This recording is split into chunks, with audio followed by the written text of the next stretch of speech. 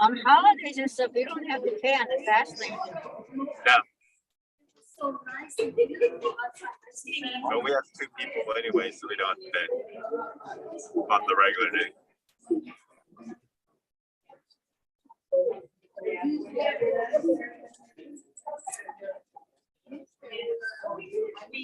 Number 2 on my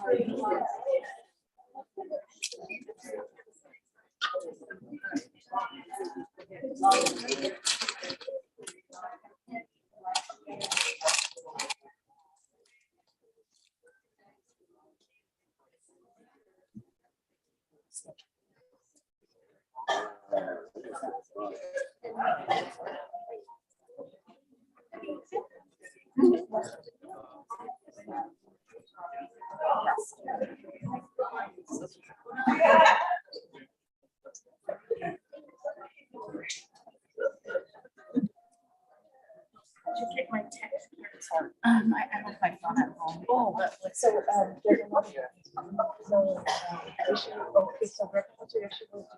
openings showcase in Hamamatsu. oh, okay. We have done that one of the.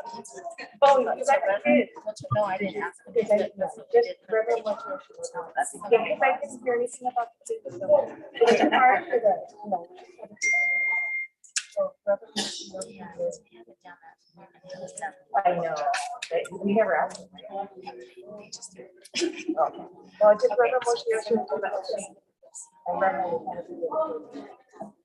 And then we can go the hospitality.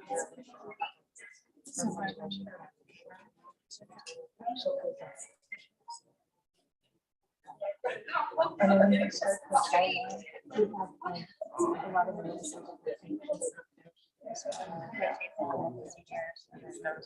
Yeah, and then so it'll be the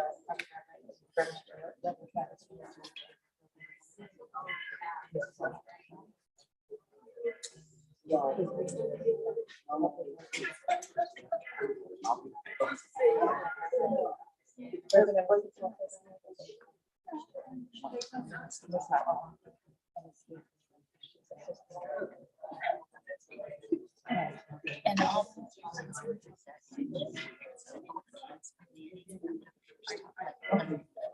and tell them they can watch it. Oh, yeah. Oh, no, but they can watch it on YouTube.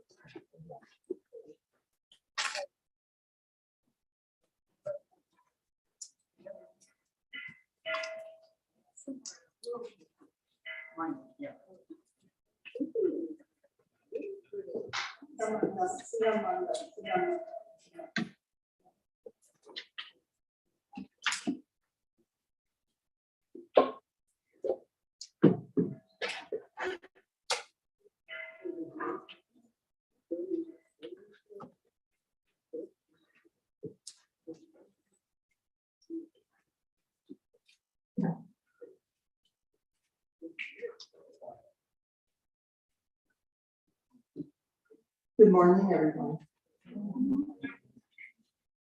Let's start our service with meditation followed by Hanamatsuri.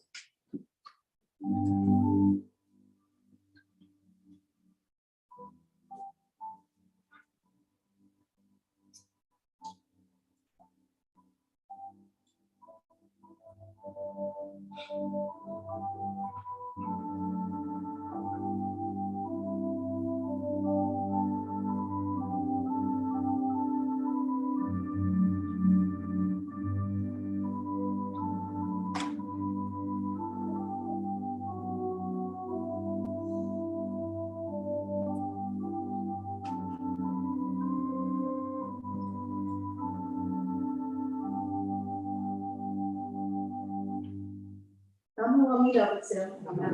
Namo Amida Butsu. Namo Amida Butsu. Namo. Namo.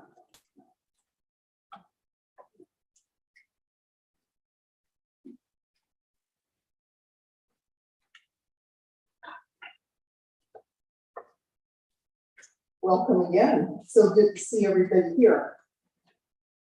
Today we're gathered to celebrate the birth of Shakyamuni Buddha. Legend tells us that the Buddha was born in Lumbini's garden, or when the Buddha was born in Lumbini's garden, the flowers were in full bloom, sweet rain fell from the sky, and the earth shook. In present day, we commemorate the birthday with the Hanamido, which represents Lumbini's garden, and by bathing the image of the baby Buddha in sweet tea. Our guest speaker today will be via pre-recorded message, Reverend Diana Thompson from the Tri-State Denver Buddhist Temple.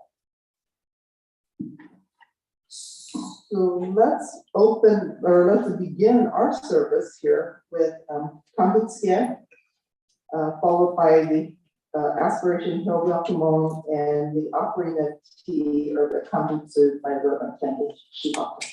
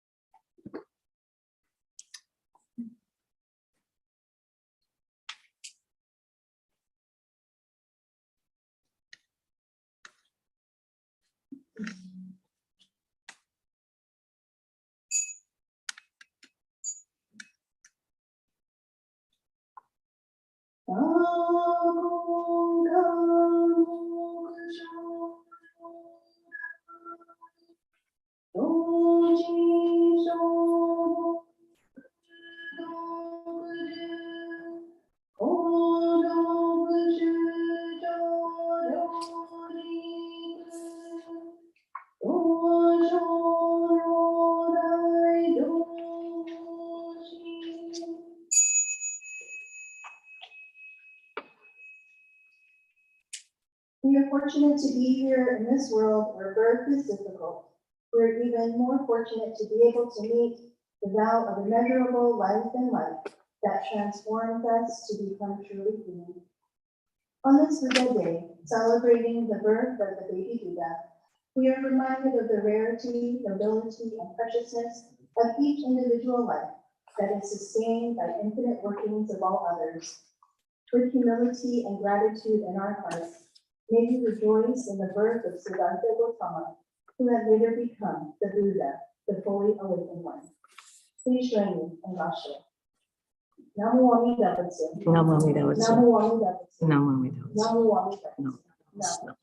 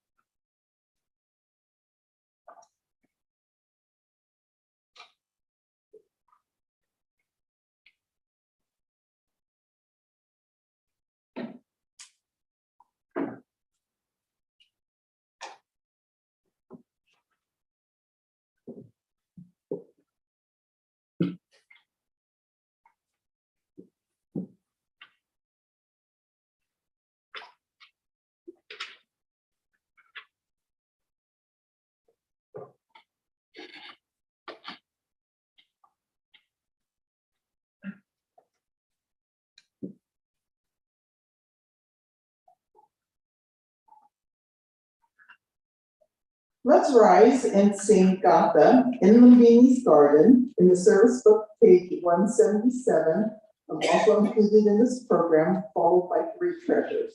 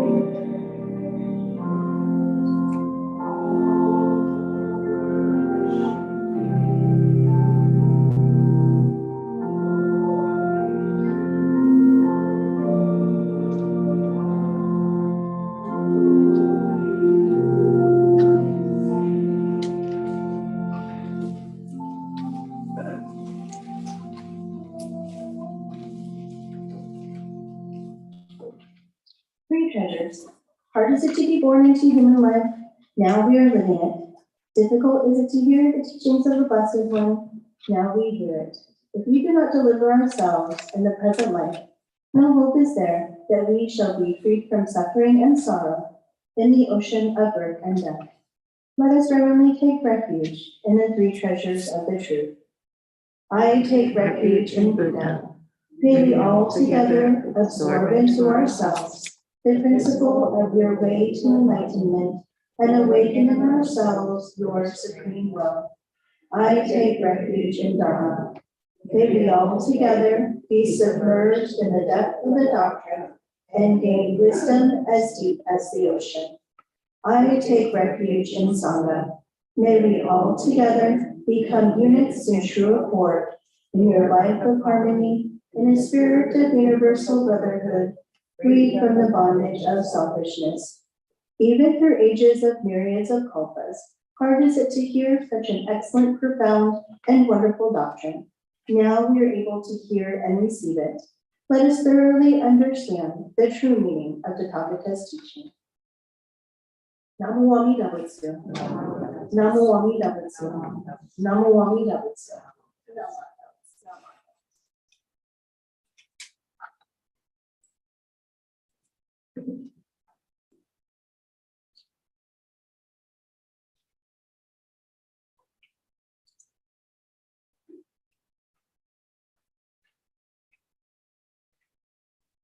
Our sutra today is Sanjutya in the service book, page 83.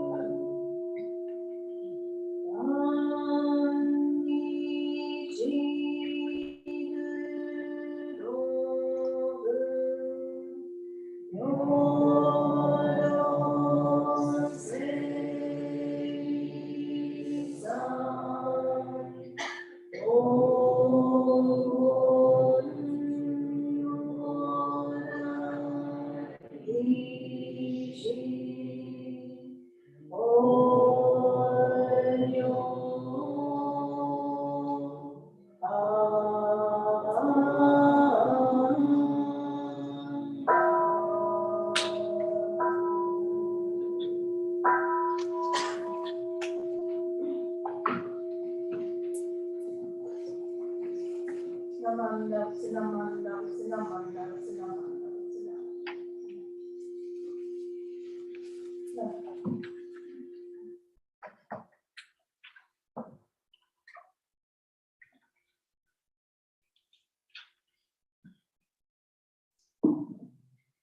We'll now have offering of tea by the following representatives.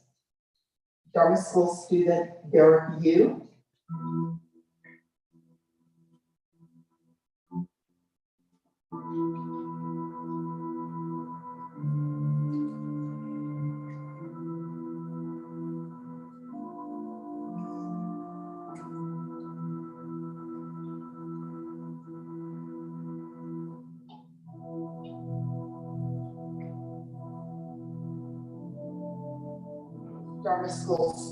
Dharma School teacher Leanne Yu.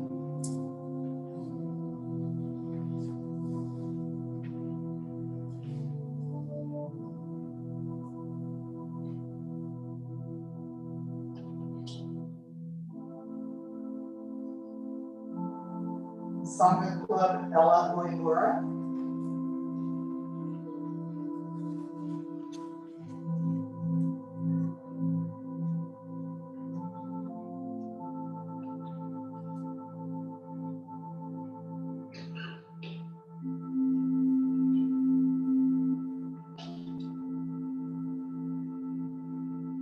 Young Buddhist Association, Elise Fuji.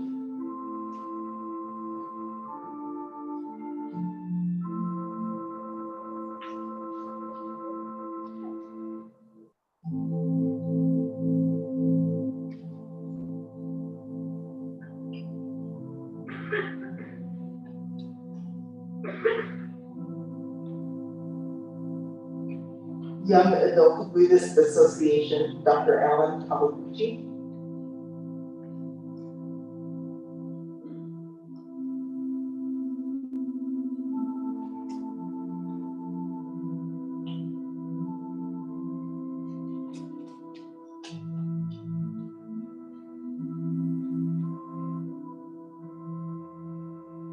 Youth Athletic Organization, Derek Blumore.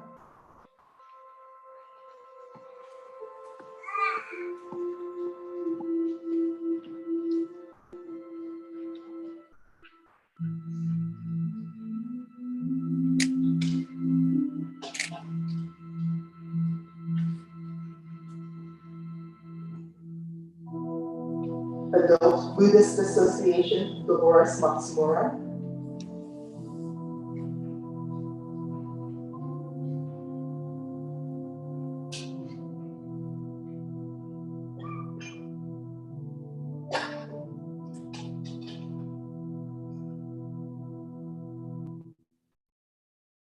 Tomonokai Mike Shibata.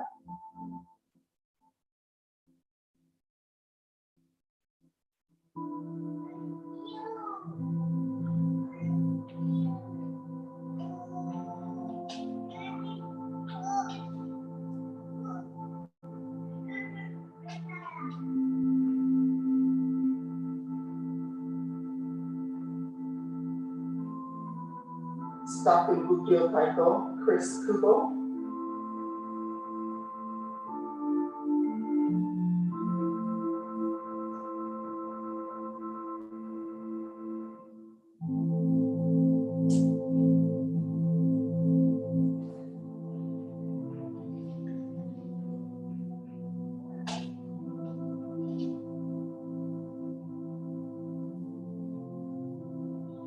Stockton Kendo Dojo, George Fuji.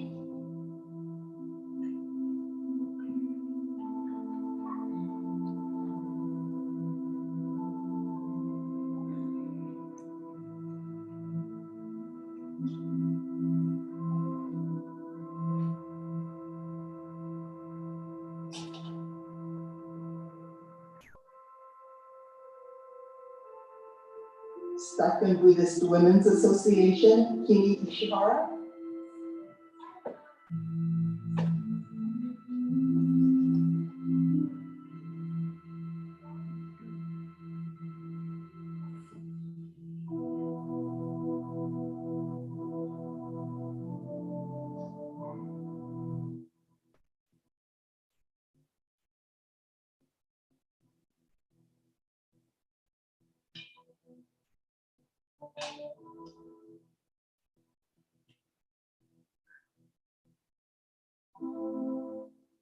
Cortez Holakai and Osuki.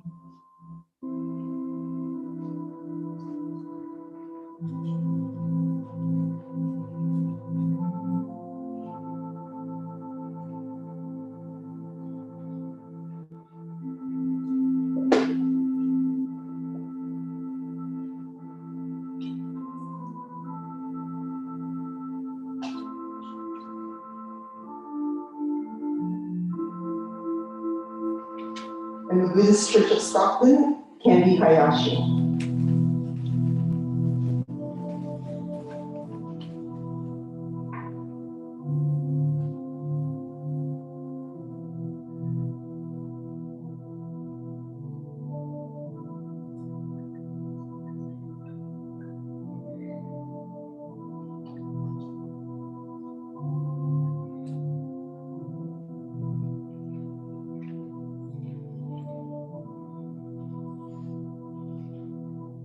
Thank you, everyone. We'll now have our Dharma School message by Reverend Candace Shibaka.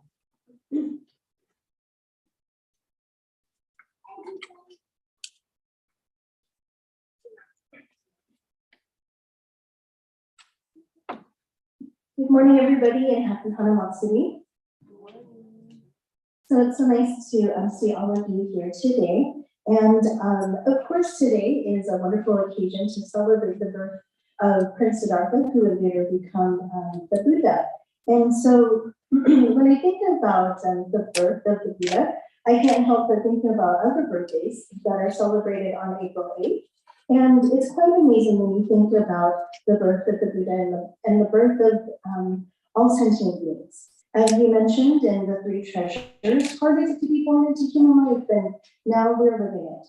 And so fortunate that we're able to hear the Buddhist teachings in our lives as well.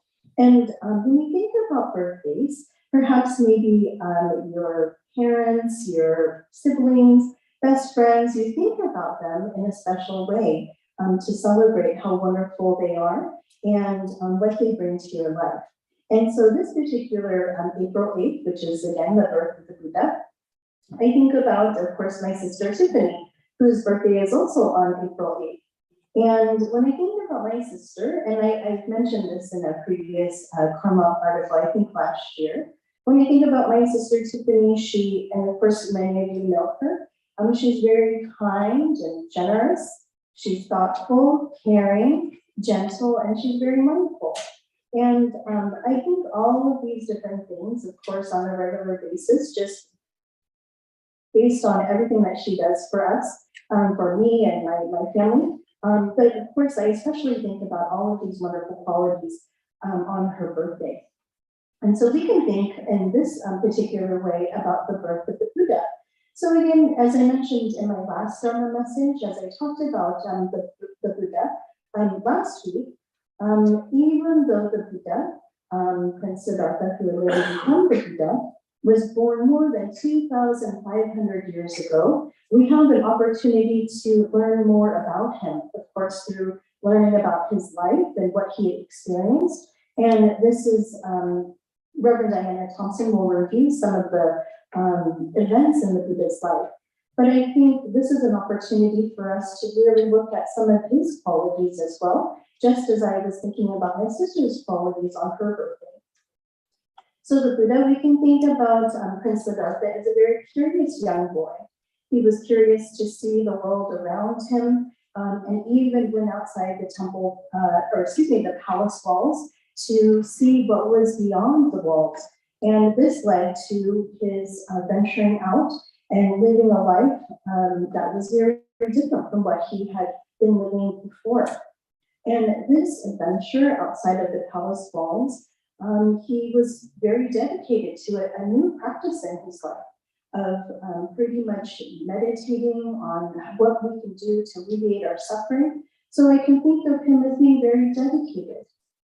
And because of his dedication and his awareness of the certain lifestyle that he was living when he was living in the palace, but also the certain austere practices that he was performing to learn about alleviating our suffering. He became a very compassionate person because of his awakening, and he wanted to share the teachings with whoever would listen. And of course, as I mentioned last week, the first 5 disciples were the 5 companions that he was studying with previously. And I can think about another quality, which is very, very important to me, is inclusivity. He was inclusive of the Sangha members who were interested in learning and listening and practicing the teachings that he became aware of, impermanence and the Four Noble Truths of our lives, and also this interconnection of our lives as well. And I can even think of him as being very gentle and compassionate, as he was also preparing to pass away. And he made sure that he gave his sermon, his last sermon, and just made sure that everybody was aware of the practices, aware of the teachings in their lives, and told them not to worry, that it was okay, that all things must be born and must pass away. And he's given the teachings to all of the disciples. And because of his life, because of all of these beautiful qualities of his life, we're able to have the 3 treasures that remind us again that hard is it to be born into human life, and now we have this opportunity to live this one and only beautiful life.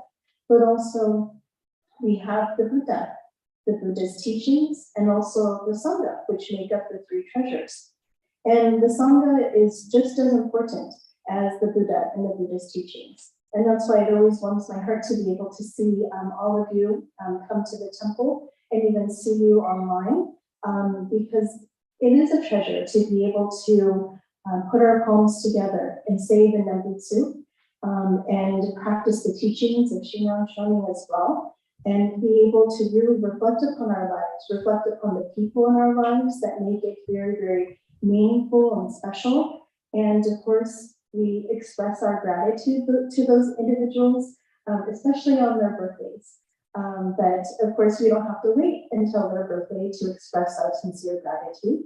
We can do this each and every day because, as I mentioned in the Hyobyakumo, or the dedication, that each life is rare and precious and should be treated as such as well. So again, it's my pleasure to be able to be with you just to share a few thoughts and words in this short Dharma message. But I'm so fortunate to be able to have Reverend Diana Thompson as our guest speaker, who will go into, again, a little bit more about the Buddha's life and the impact of the Buddha's life in our life today. And to conclude my Dharma message, I was hoping to continue on with the reading of our pledge. So if you can please join me in standing and reading our pledge, which can be found on the back and side cover of our service book.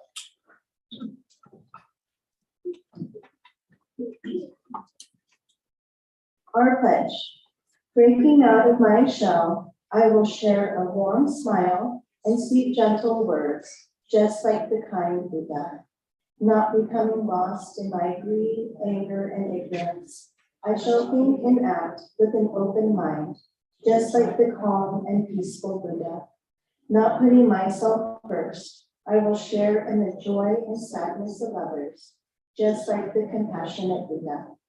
Realizing the gift of life I have received, I shall strive to live each day to its fullest, like the Buddha who tirelessly works to liberate all. Namo Amida Butsu, Namo Amida Butsu, Namo Amida Butsu. Namo.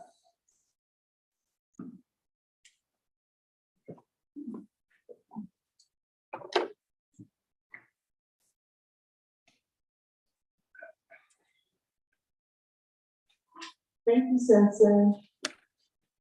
Announcements.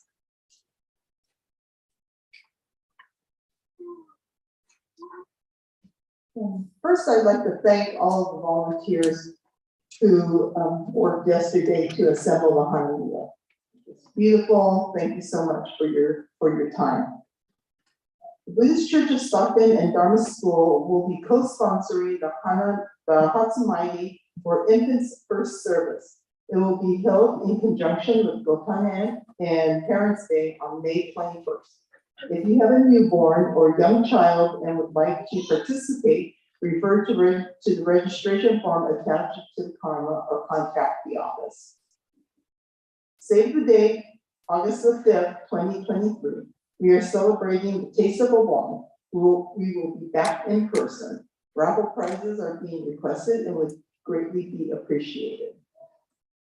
Reverend Shibata's online book club will meet next on April the 25th at 6:30 p.m. The current read is Buddhism of the Heart. Please email Reverend Shibata or contact the office if interested.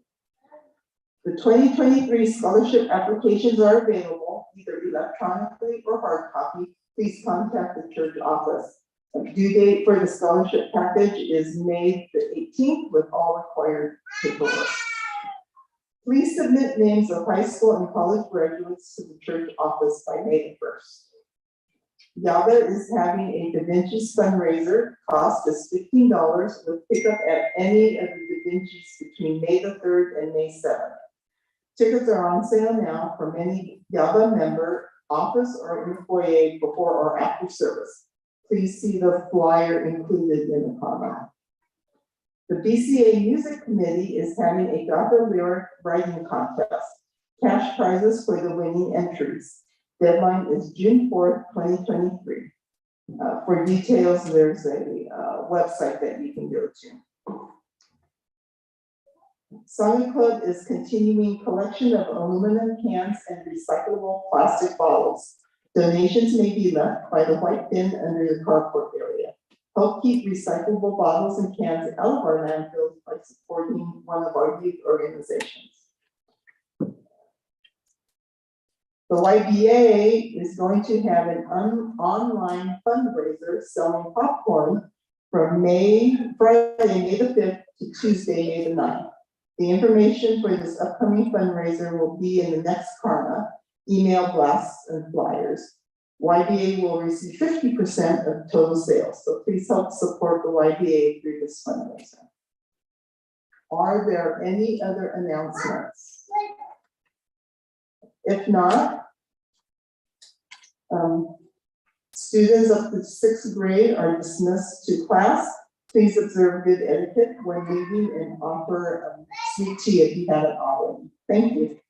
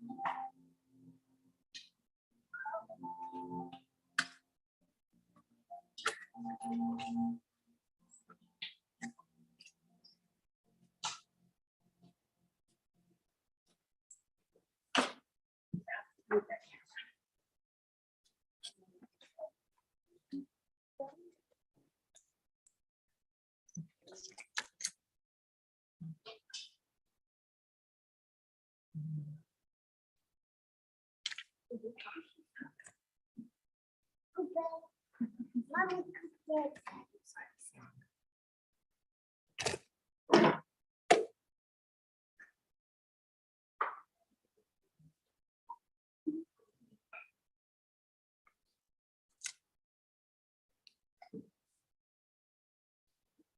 guest speaker today is Reverend Diana Thompson from the Tri-State Denver Buddhist Temple. Reverend Thompson was born and raised in Denver, Colorado, where her family first encountered the Tri-State Denver Buddhist Temple. She was around 7 years old at the time and attended all the way through high school. Her 5th grade Dharma school teacher was Reverend Candace's uncle, Mike Shibata. And it was during the Denver Temple's Sunshine Trip in her junior year of high school when she first met the future Reverend Candace. She took her sweet time in college because she loves to learn, of course, attending Metro State College of Denver, University of New Mexico in Albuquerque, and the University of Colorado in Boulder. She studied sociology, cultural anthropology, linguistics, and finally landed on religious studies, which she got her official degree from the University of Colorado in 2007. From there, she moved on to joint Masters of Arts programs, studying for the ministry at the IBS and GTU in Berkeley, California. She began her studies there in 2008 while assisting at the Berkeley Buddhist Temple under the guidance of Reverend Dave Matsumoto. She received her Tokudo ordination in 2010 and graduated in May 2012. In August of 2012, she returned to Denver to work as a Tokudo assistant under the guidance of Reverend Ed Fuji at the Tri-State Denver Buddhist Temple. She received her Kyoshi ordination in December of 2012 and was conferred with her Kai Kyoshi in 2013. She served the Denver Temple until late March of 2021, when she went on a 2-year leave of absence. She returned to the Denver Temple in March of this year, serving alongside Reverend Nariaki Hayashi as assistant minister. Currently, she lives in Golden, Colorado, home of the Coors Brewery, and with her daughter, Serenity, who's 18, her boyfriend, Ron, and 2 dogs, Rue and Bruno. So, Reverend Diana Thompson. Exciting out here today. It's the opening. Hello everyone, happy Hanamatsuri from Denver, Colorado. It's quite exciting out here today. It's the opening game day for the Colorado Rockies, and the stadium is 3 blocks away. So it's been quite noisy, quite the flurry of activity, but very exciting. Everybody is hoping that we go ahead and beat those Washington Nationals today. The game hasn't started yet, so we shall see. Anyway, thank you so much for having me today. Reverend Shibata may have mentioned that she and I are very good friends, so it's an honor for me to be able to do this for her. And though I wish that we could have gathered in person so that we all could see each other, I am grateful that we have this technology available for us so that even way across the mountains, I can still reach you guys. Now, Hanamatsuri is significant for us as Buddhists, of course, because it is the day when the Buddha was born. Now, without the Buddha, we would not have Buddhism. He brought us the Dharma, and though he said that the specific Dharma was a set of universal truths that had he not brought to us, somebody else would have gotten to it eventually. He was the one who did. And so we celebrate him for bringing us the Dharma.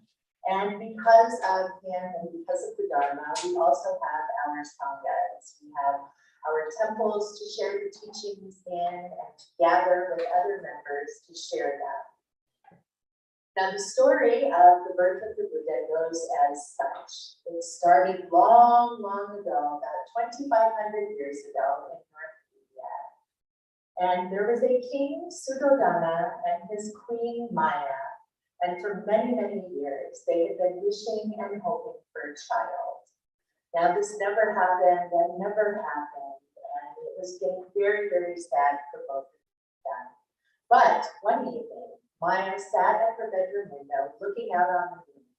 and she once again expressed her wish, a wish for a child. And that evening as she slept, the moonbeams came through her window, and she dreamt that a white elephant came down on those moonbeams and entered into her side.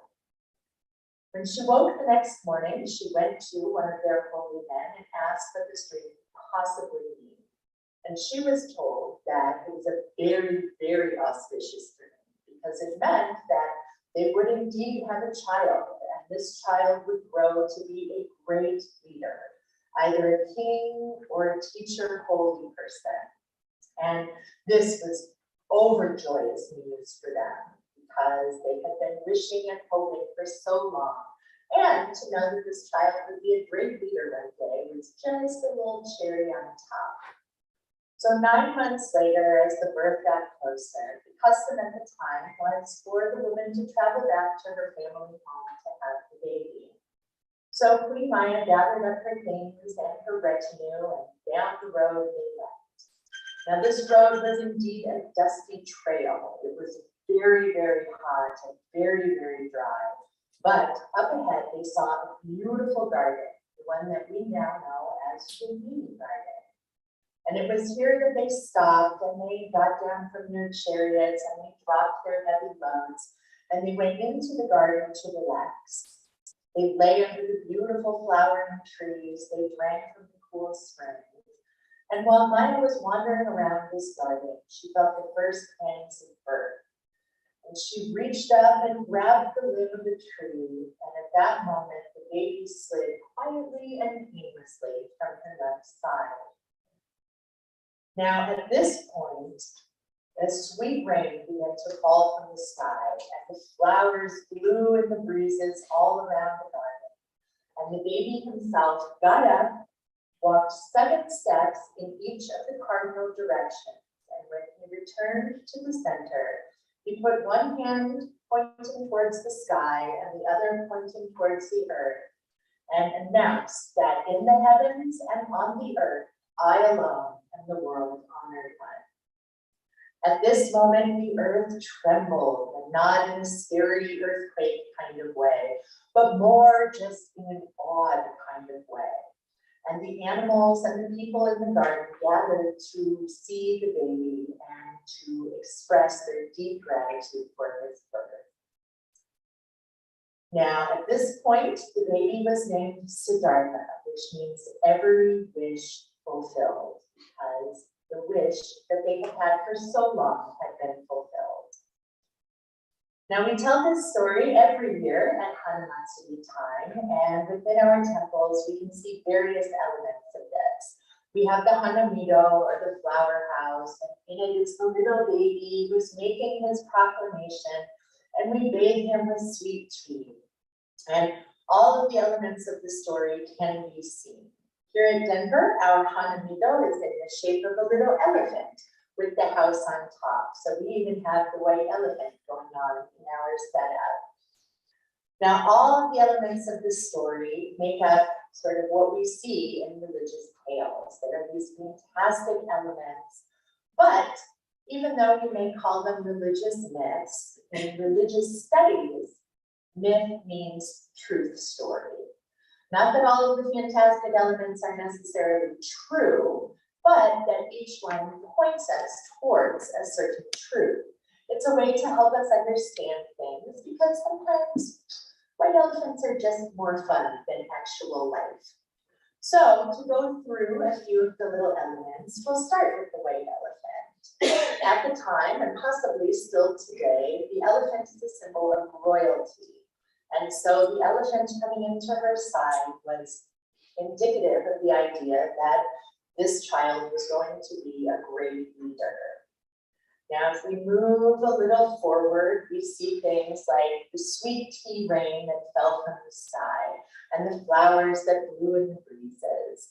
Now, these are all things that are signs of great respect. So to sort of bathe someone in sweet tea or to bring offerings of flowers are a way to show respect. And because this baby was eventually going to become the Buddha, the earth itself was paying respect to him.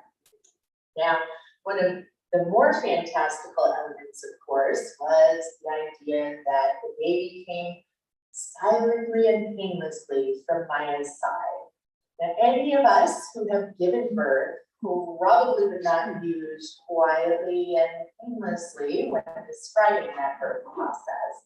But this particular element shows that in the future, as the Buddha, this baby is going to dedicate his life to ensuring that he leads all people out of pain and suffering. Now, one of my favorite elements about this, aside from the elephant flying down on the moonbeams, is the little baby himself. So this little baby gets up and takes 7 steps in each of the 6 directions. Now, this is significant because each of the 6 directions are exactly our life. These are things that are here with us in the realm of existence that we all inhabit. And so it's recognizable that there are 6 directions, and that is that. But by taking that 7th step, it is saying that eventually, when he becomes the Buddha, the baby will transcend these realms of existence.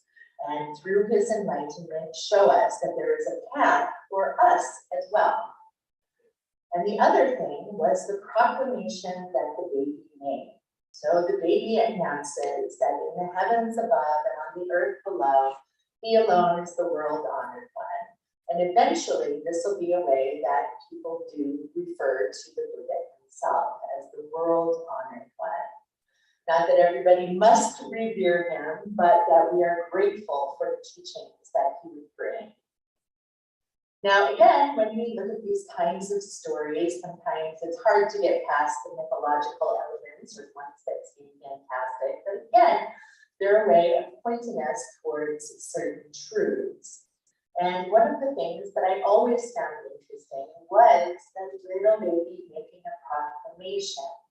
Because while obviously babies aren't going to get up and start trotting around and making all of these proclamations, it is a way to show that at this time, with this innocent child's mind, he knew at that moment that he was going to be a great leader. However, if we move further into his story, into Siddhartha's story, we see that this element eventually goes away because he was brought up in great opulence. Within the palace that he lived in, everything that he saw was perfectly beautiful. Everything he ate was perfectly delicious. Everything that he heard was beautiful music and wonderful sounds. And so he grew up in basically delusion. And while it sounds like a pretty sweet delusion, it was a delusion nonetheless, because he was never able to see what went on in actual life. Even the fact that his mother, Queen Maya, died shortly after his birth, he was never seen to have been made aware of. So one day, as he is well into his adulthood, about 29 years old, he decides that he wants to leave the palace to go searching for something bigger out there. And he sees first 3 of the great truths of life. He sees a sick person, he sees an old person, and he sees a dead person. And when he asks his chariot driver about this, the chariot driver tells him that these are inevitable truths of life. All people will get sick, all people will eventually get old, and all people will eventually pass away. And this is true for all things in life. Now, of course, this is greatly troubling to the young Siddhartha, but the chariot driver also pointed out a holy man on the road. And he told him that this was somebody who had set out to discover transcendence from this troubling state of mind produced by the first 3 sights. So it was at this moment that Siddhartha decided that that was going to be his path. And so he set out and for many, many years studied with various teachers, practiced with different teachers, and eventually came to a group of ascetics who were very, very into bodily denial. They ate and drank very little, they slept very little, they exposed themselves to the elements. And in practicing with them, Siddhartha became very, very good at it. So good, in fact, that he almost died on the road. Now, a young woman in the local village saw him and brought him food and revived him. And it was at this moment that he vowed to sit right where he was, underneath what we now know as the Bodhi tree, and not move from that spot until he had found something right between his early life of extreme opulence, his most recent life of extreme denial, and find that perfect middle ground out of suffering. So as we all know, he achieved this goal. He sat for many, many days under this tree, deep in meditation, contemplating all the various truths of life. And one morning he awoke. He became what we call enlightened. And he realized that, yes, all things are impermanent, that nothing will stay the same, and everything eventually passes out of existence, that all things are interconnected, that each piece of life is connected to the other, and therefore important and precious. And with these realizations, he got up from where he was sitting and vowed to go out and teach everyone he could about what he had discovered. And so he did. Now, again, it's interesting to me that we start with this little baby who has this great wisdom, who moves into this sort of childhood and adulthood delusion, and then once again awaken. And I find this part to be, going back to the truth story element of this, that this is a truth of life. I think we can all agree that as children, we were a little more open to things. We were a bit more carefree. We had a lot more wonder in our lives and wanting to see what was out there.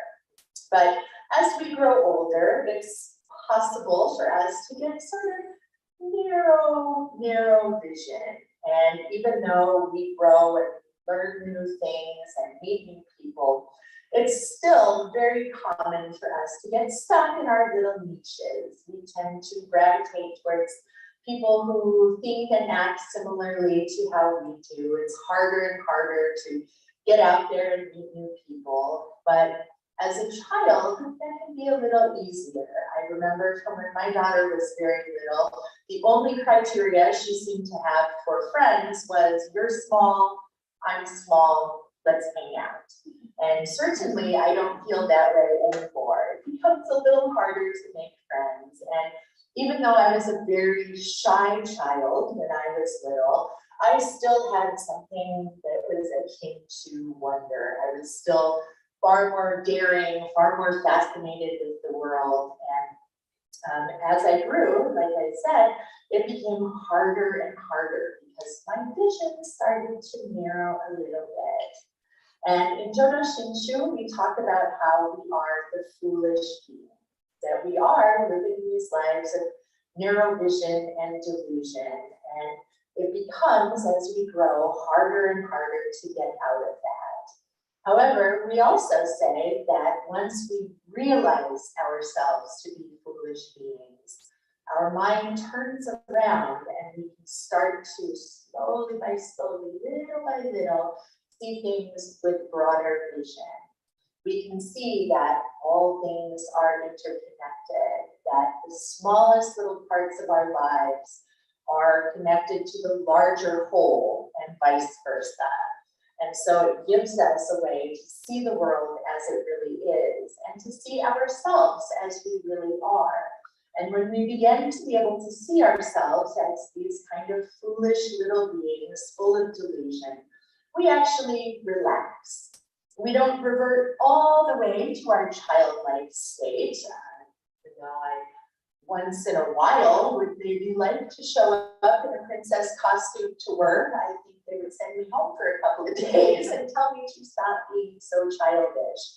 But it's good to have the mind of a child in that you maintain that sense of wonder and curiosity, that sense that I alone am the world honored one, not that you are the king or the best at everything, but that you have the possibility of being something else, of consistently growing, of consistently learning, and being able to see the world with that broad vision. It gives you more compassion for others. It gives you more compassion for yourself. And so at Hanamatsuri time, we should think about that little baby. The little baby who knew at that moment who he was going to be, knew at that moment that he was going to grow to see the world in a broad sense, to see all of the interconnectedness of life. And even though as he did begin to grow, his vision narrowed a little bit, he still was eventually able to get himself out of that and become Shakyamuni Buddha as we know him. So again, today it is Hanamatsuri, and we think of the birth story of the Buddha. We can contemplate all those little elements of the story, pointing to the idea that even the smallest little baby, no matter how we're born, how fantastic or mundane it may have been, we have the potential to be anything, and that we should think about that little baby making proclamations and taking steps outside of the realm to transcend them, and think that we ourselves are capable, even just a little bit, of that wonderful vision. So thank you again for having me today. I very much appreciate it. And just as an end note, I know I'm get questions about this all the time. It fell down a couple of months ago and broke my wrist, but as of this time, I only have one more week in the cast, so it won't look quite so silly when I'm talking. Anyway, thank you so much, and hopefully we will all get to gather together at some point in the future. Thank you very much, and please join me in Darshan.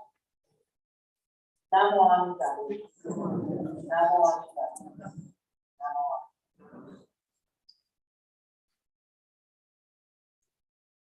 Thank you.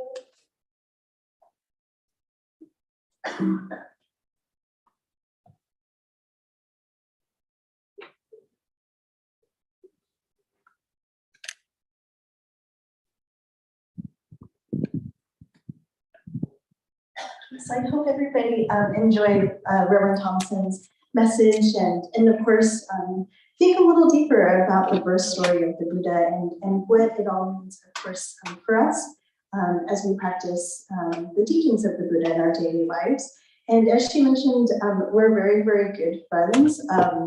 We happened to go to the Institute of Buddhist Studies together, and although she was ordained before me, she and I happened to always travel together and room together. And I'm so glad that she is back from her leave of absence, and so glad, despite I know her very busy schedule, considering that she just returned back to Tri-State Denver Buddhist Temple, that she was able to join us, although not in person, but by video. So thank you, Reverend Thompson, for joining us, and thank you all for your attendance today. And please stay for the potluck luncheon and the entertainment by our Denver School students. And I believe there is also a raffle. And do you have to be present to win? You have to be present to win. So make sure you stay for the raffle too. But thank you everybody for your kind attendance. And please join me in Gassho to conclude today's service. Namo Amida Butsu. Namo Amida Butsu. Namo Amida Butsu. And if you didn't have a chance to offer sweet tea, please come forward, and then you can make your way to the gymnasium. Thank you, everybody.